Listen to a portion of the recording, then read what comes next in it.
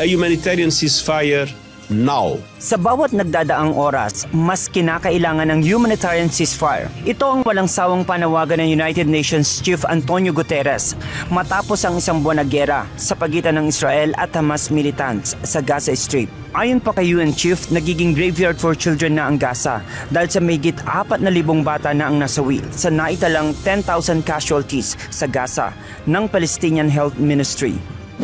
Sanhi ng patuloy na ground operation ng Israel Defense Forces o IDF at patuloy nitong pambobomba sa Gaza, nadadamay pati ang mga sibilyan, ospital, refugee camps, mosques, churches at UN facilities at pati na rin ang mga shelters.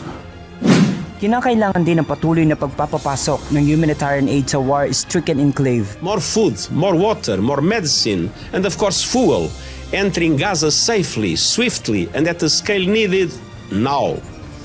Unfettered access to deliver supplies to all people in need in Gaza now.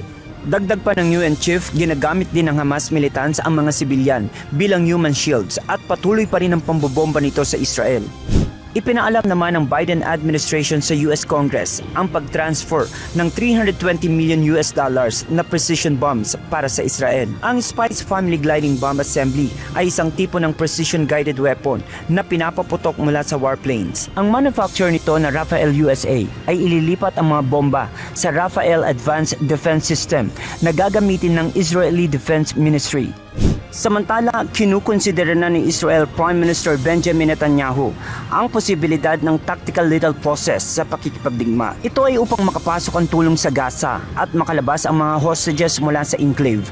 Subalit tumanggi pa rin ang Israel na magsagawa ng ceasefire. Walang tigil ang labanan sa pagitan ng Israel at Hamas at sinabi ng Israel na titigil lamang ito kung papakawalan ng nasa 240 hostages na hawak ng Hamas. Subalit hindi rin hihinto sa pag-atake ang militanteng grupo kung patuloy din sa pag-atake ang Israel.